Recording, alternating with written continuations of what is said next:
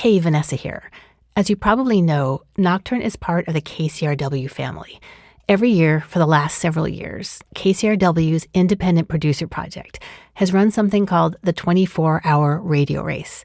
Producers of all levels from anywhere in the world make a 4-minute nonfiction radio piece over the course of a day and one very intense night. The morning of the race, producers are told the theme, and this year it was Where the Sun Don't Shine. This year there were over 160 submissions, and I got to pick one of them for the Nocturne Award. There were a lot of creative and beautiful pieces, but there was one that really jumped out at me.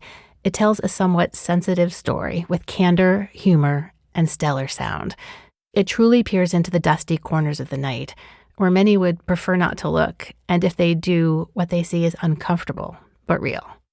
So this is a short bonus episode featuring the winner of the 24-hour radio race's Nocturne Award. It's by producer Matt Livadary, and it's called the Telltale Arse. Matt said that during the race, he tried to force himself to take a 15-minute nap at one point, but when he lay down, all he could think about were ways to make the piece better, so it was impossible to rest. The effort shows. Let me start off by apologizing. You gonna do this on your podcast? This was never a story I thought I'd tell.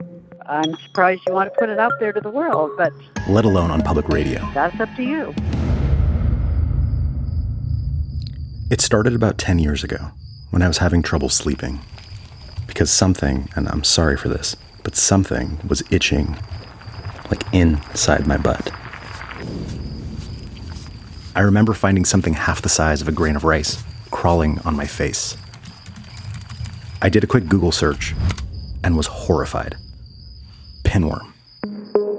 Sure, so pinworms are little parasitic worms, and they look like little literally tiny, like little worms. They're little tiny worms. They look like little white pieces of dental floss. You can catch it by breathing. So common in kids, and parents are so embarrassed about it and completely freaked out by it. Well, I would count myself among them now.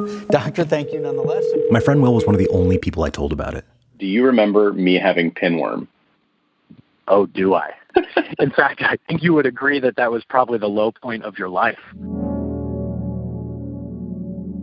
It made things even more strained between me and my then girlfriend.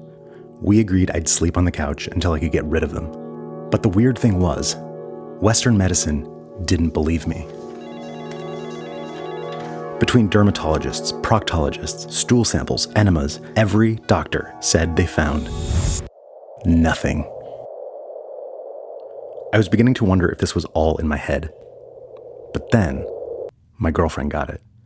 And then my friend Will. Like, I took those pills and they went away. So, do you think I gave it to you? I don't think it's a coincidence we had it at the same time. I was slowly going insane. I consulted a group on Facebook and resorted to some radical suggestions. They say pumpkin seeds are a helpful food. Wormwood. Wash your clothes. Garlic. Change your sheets. Carrots. Wear tight-fitting underwear. Papaya seeds. High heat dryer. Coconut oil. Scrub your fingernails. Cut your fingernails. Tape your butthole. Get a bacterial hand wipe and wipe your phone, keyboard, steering wheel, mouse. I ordered illegal medicine from a shady Canadian pharmacy. Did you shove garlic up your butt? Yes. Like a whole clove. I didn't know that I told anyone that. But none of it worked. My family has been struggling with pinworms for approximately 2 years. Google or Reddit search for pinworm, and the amount of times you'll find the word suicide is gut-wrenching. It started to freak me out, and my mom too. You know, you just weren't getting rid of it, and my concern was that you'd have it for the rest of your life, and it would be something that would always affect your personal life.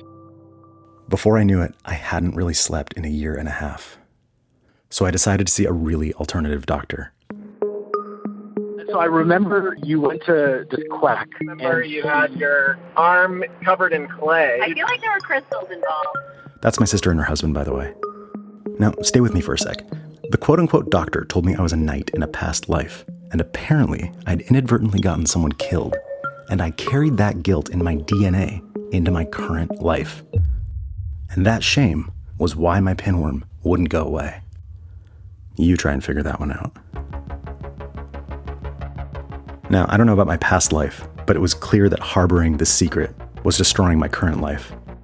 I decided to open up about it to people like my sister. And for the first time ever, I was able to laugh about my pinworm. And with that, it became lighter. I stopped focusing on it. There was nothing better than pinworm jokes. And one day I woke up and it was just gone. I have no idea how it happened, but I do know that shame lives in the shadows. And if we want to detach from the things that are holding us back, we have to shed light everywhere, even where the sun don't shine. This piece was produced by Matt Livadary as part of the 24-hour radio race from KCRW's Independent Producer Project.